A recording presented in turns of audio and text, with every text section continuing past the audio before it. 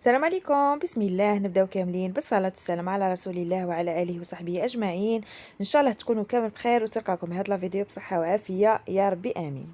في اليامات اللي فاتوا البنات درت معاكم كوردون بلو بلاصوص بلانش بالشامبينيون ولا الصلصة البيضاء بالفطر، وبقات لي لاصوص بلانش هذيك تاع الشامبينيون. في هاد لا فيديو جيت نشارك معاكم كيفاش عاودت كيما نقولوا درت لها إعادة تدوير البنات.